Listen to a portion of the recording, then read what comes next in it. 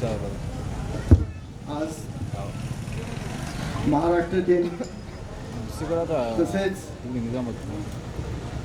कामगार दिन आणि बुद्ध पौर्णिमा या अत्यंत अशा पावन दिवशी आज हा कार्यक्रम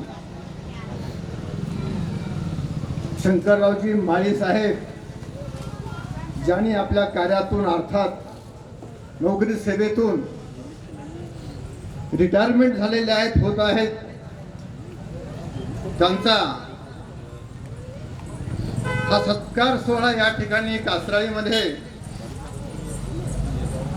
आयोजित करण्यात आलेला आहे। आणि या प्रसंगी स्टेजवर उपस्थित सन्माननीय कार्यक्रमाचे अध्यक्ष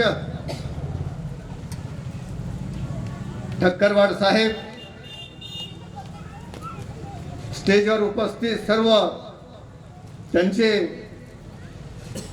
अधिकारी वर्ग म्हणजे आमच्या माळी साहेबांनी समजा कार्यरत होते त्या खात्याचे सर्व त्यांची मित्रमंडळी, पाहुणे मंडळी, गावातील प्रतिष्ठित सगळ्यांची नावं घेत नाही या ठिकाणी। आणि या कार्यक्रमाला एवढ्या मोठ्या संख्येने गावातील प्रमुख माणसं, त्यांचे नातेवाईक, मित्रमंडळी, लांबून आलेले बरेच त्यांचे मित्र सुद्धा या ठिकाणी उपस्थित आहेत। उपस्थित सन्माननीय व्यासपीठ या कार्यक्रमाला उपस्थित आमच्या माता भगिनी, मित्र हो, वेळ कमी आहे आणि शंकररावजी आमचे जे बघाशी बोलून गेले की सुभाष पाटील फार चांगलं बोलतात, कधी कधी माणूस कोणत्या अर्थानं बोलतो हे मला कळत नाही। पण आता माझं कसं झालेलं आहे, त्याला म्हणतात ना साठी नाटी तर लांब झालं। कधी कधी मला माझंच नाव काय ते सांगायला वेळ लागायला लागला, खरी ती परिस्थिती सांगतो।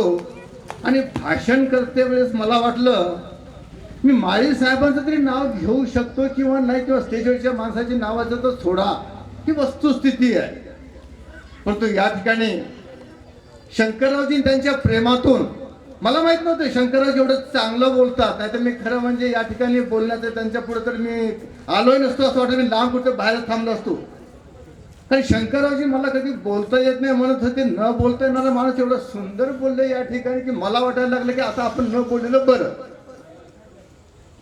त्याचं कारण असं आहे, परंतु एवढा चांगला सोहळा, आता लांब बोलत नाही, हा एवढा सुंदर कार्यक्रम, सुंदर याच्यासाठी म्हणतो कार्यक्रम हे जे समजा आपण आयोजित करतो त्यावेळेस आपल्या माणसासाठी आपले माणसं उपस्थित राहतात। मी खरं सांगतो, संध्याकाळच्या वेळेस मला घरातून बाहेर पडण्यासाठी बंदी आहे, बंदी म्हणण्यापेक्षा मला त्रास आहे डोळ्यांचा। परंतु माळी साहेबांच्या कार्यक्रमाचं मला समजल्यानंतर, फोन आल्यानंतर मी एका क्षणाचा वेळ न लावता काल मी कार्यक्रमाला येणार हे मी त्यांना निलेश भाऊला सांगितलं, येणार कार्यक्रमाला।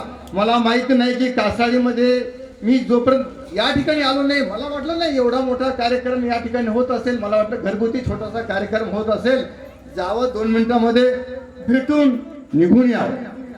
पण माझी गोड होती माळी साहेबांच्या सेवापूर्ती कार्यक्रमाला, कार्यक्रम म्हणण्यापेक्षा घरगुती बैठकीला आपण गेलं पाहिजे म्हणून। त्याचं कारण आहे की ज्या ठिकाणी या ठिकाणी आपण उपस्थित झालात, माणसं कशी येतात, जबरदस्तीने आणलेले येतात, यावं लागते म्हणून येतात, प्रेमानं येतात।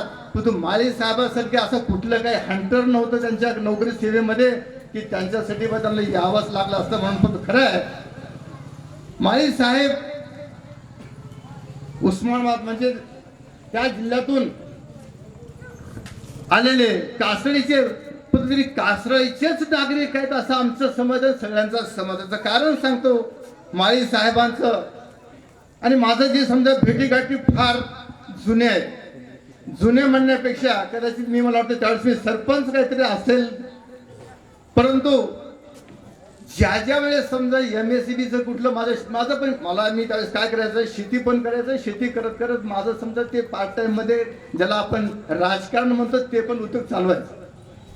पण शेतीमध्ये मुळात असल्यामुळं काय होतं, ही लाईट कधी जाईल कधी येईल, भानगडी काय होतील आणि विशेष सांगतो, मी शेतीमध्ये पण मुरलेला नव्हतो किंवा शेती मला माहीत नव्हती, अशा परिस्थितीत मी शेती करत होतो. पण तो माळी साहेबासारखा देव माणूस, खरंच सांगतो मी, तोंडापुढं स्तुती करायचं मी कारण नाही.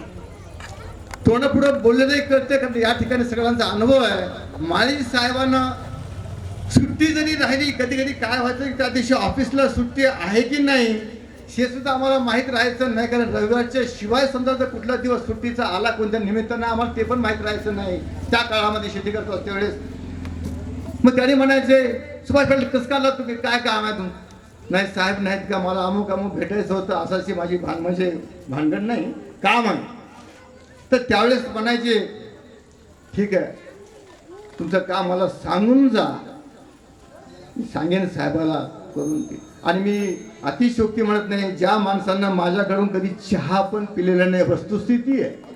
विशेष सांगतो मी स्तुती करत नाही कुणाची, मला त्याचं दुःखही वाईट वाटतं खरं म्हणजे की त्या माणसांना कधी माझ्याकडे चहा पिला नाही कुठं कधी. पण मला कधीच MSCBच्या ऑफिसमध्ये काय त्रास